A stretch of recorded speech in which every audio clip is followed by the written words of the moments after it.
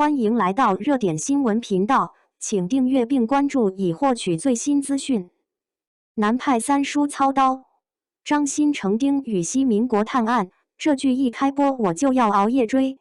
南派三叔亲自操刀的南部档案，最近是真的把不少悬疑剧迷的期待值直接拉满了。虽然目前关于播出时间还没有正式官宣，但光靠路透、预告氛围和角色设定，这部剧已经提前冲进了很多人的必追名单。尤其是民国探案、南洋诡谲元素叠加在一起，那个味道一下子就出来了。最关键的是，它并不是传统意义上的单纯探案剧，而是带着浓浓南派三叔式悬疑风格。熟悉南派三叔作品的人都知道，他最擅长的从来不是简单讲一个案件，而是通过层层谜团，把观众一点点拉进一个充满未知与危险的世界。南部档案也是一样，故事背景放在民国南洋，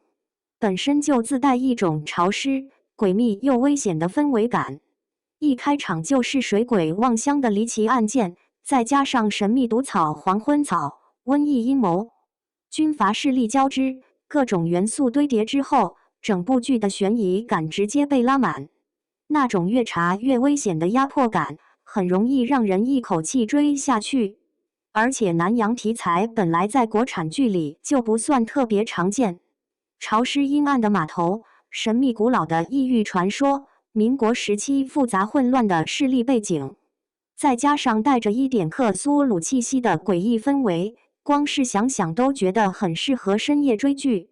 但真正让网友彻底上头的，还是两位男主的人设。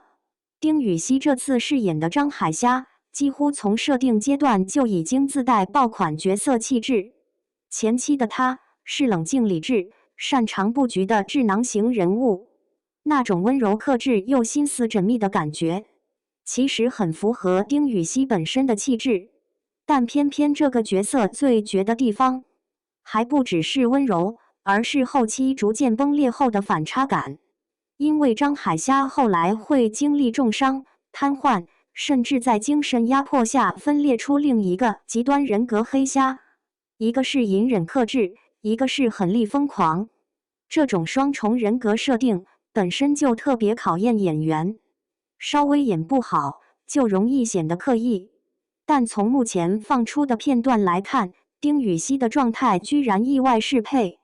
尤其是他切换情绪时的眼神变化，真的有种从温柔到疯批一秒转换的感觉。很多网友看完后都说，他这次真的不像以前那个甜酥男主了，尤其是轮椅时期的造型，更是直接把破碎感三个字演绎到极致。苍白战损妆、压抑情绪、低沉原声台词，再加上那种明明痛苦却依旧强撑的状态，真的特别容易激起观众情绪。而且丁禹锡本身就很适合这种带点脆弱感的角色，他的长相并不是特别锋利的类型，反而因为眼神里的情绪感很强，所以一旦角色陷入崩溃边缘，那种易碎感就会被无限放大。也难怪很多剧迷会提前把张海虾称为南洋白月光。另一边，张新成这次的转型也相当惊喜。以前提到张新成，很多人第一反应还是学霸感温柔系乖乖男，可南部档案里的张海岩完全是另一种画风，快刀手、军装、痞帅气质、高强度动作戏，几乎每个关键词都在颠覆他过去的形象。尤其是雨中打戏和骑马冲锋的路透一出来，网友瞬间就炸了。因为张新成平时气质偏斯文，结果一穿上军装，整个人居然多了一种又狠又野的味道。那种介于少年感与荷尔蒙之间的气场，反而让角色更有记忆点。而且他和丁禹锡站在一起时，还有一种特别微妙的化学反应，一个偏冷静隐忍，一个偏张扬锋利，两种完全不同的气质碰撞之后，兄弟搭档感一下子就立住了。很多人甚至光看路透，就已经提前刻上了两人的生死搭档情。除此之外，傅大龙的加盟也让整部剧的质感直接往上提了一截。毕竟傅大龙本身就是公认的实力派演员，他特别擅长塑造那种复杂又危险的人物，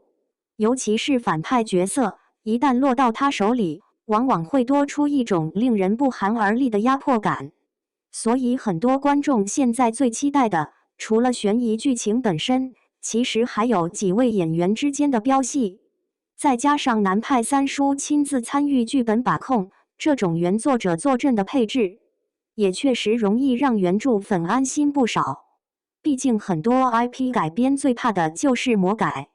而作者亲自参与后，至少整体世界观和人物核心不会偏得太离谱。目前南部档案的预约量和热度已经相当夸张，还没正式播出，就已经频繁登上待播剧讨论榜。其实这也不难理解，因为现在国产悬疑剧观众越来越挑剔，普通探案套路已经很难真正让大家上头。而南部档案最吸引人的地方，恰恰就在于它不只是查案，而是把民国诡谲、南洋传说、人格撕裂、人性欲望全都揉在了一起。那种危险、压抑、神秘又带着宿命感的氛围，很容易让人一旦点开就停不下来。尤其是丁禹兮这个轮椅疯批双人格的设定，真的太容易精准戳中观众审美了。温柔时像白月光，疯起来又带着毁灭感。前一秒还在克制隐忍，下一秒眼神却像彻底失控。这种角色一旦演好了，确实很容易直接封神。